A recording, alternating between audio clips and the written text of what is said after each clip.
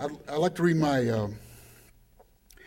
poem I wrote in Japanese, and you'll hear some lyrics I wrote in Japanese on a new album entitled Badmouth with David Murray and a number of other great musicians. I call this a Litquake as opposed to haiku because I didn't count the syllables. I thought that writing in Japanese was enough. Watashi no kokoro wa kaware yasui desu. Otoshite kudasai. My heart is breakable. Please drop it. I wrote two poems about individuals who hate the race but love the women, paradoxically. And this, I think you'll recognize this voice. And I try to use the diction he would have used. I awoke from my slumber to find her standing over me. The wench held a dagger. She was about to stab me, but I seized her wrist. There was bedlam in her green eyes.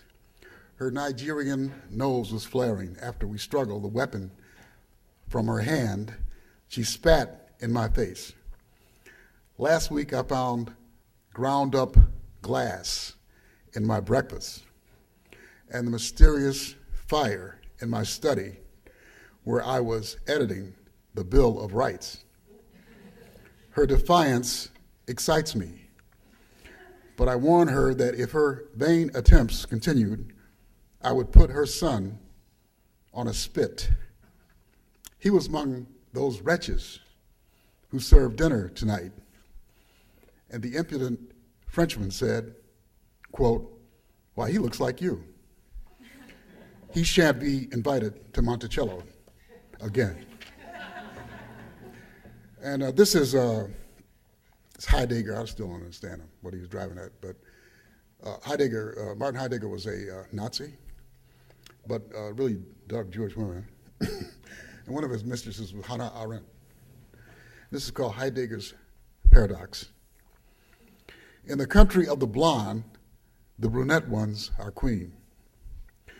My wife is Brunhilde on her pigtails. Like the joke that made Henny Youngman famous, "Take my wife, please." Her eyes are lynx blue. You have to have the stamina of a Jesse Owens to bring her to a climax. Not so with Hannah. While Elfriede is teaching aerobics to her light-haired Uberfrauen, I summon Hannah to the attic. First we listen to Fats Waller, smoke some Chesterfields, talk some Jaspers, and then I unbutton her. After all, I am the teacher. She is the student.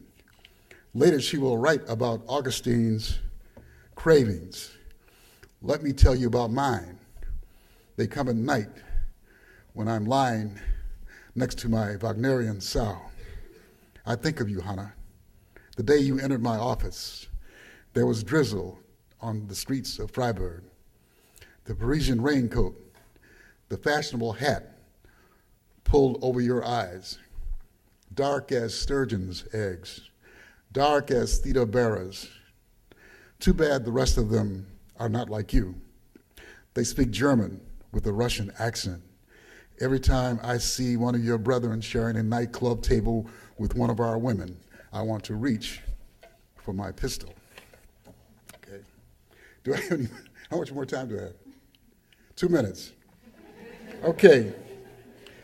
This is one I wrote for my mother. It's called The Billionaire of Life, and she's 91 years old, writing her second book. You can find her first book on Barnes & Noble. Black girl from Tannery Flats. She started writing that when she was 74 and finished when she was 84, so it's never too late. Thelma V. Reed, my mother, you outlived the 20th century where you listened to Lindbergh, Land in Paris. You outlived the Concorde and flew to Hawaii on Delta. You saw the colored-only signs come down and lived to dine on Boston chowder at Red Lobster's. You kicked off your shoes in the East Room of the White House and was your family's caretaker and boot camp commander. You outlived Patton. Your friends are in glory. Your enemies, That other place, you outlived your benefactor, Wilson Greatbotch, Buffalo's white angel, in a bow tie and suit patterned like the landscape of Mars, inventor of the pacemaker, quote, one of two major engineering feats of the last 50 years. Like John D. Rockefeller, you outlived your doctors. John D. Rockefeller was the billionaire of dollars. You are the billionaire of life. For what late sultan would not have given up his palaces, or tycoon his stocks, or mogul his oil wells, or gambler his winnings, to get where you are? Thelma V. Reed at 91. Through you, spirits bring custom-made Bible verses for those needing counsel as you sit on your throne at Eggard Road across the street from the Family Dollar. Thank you.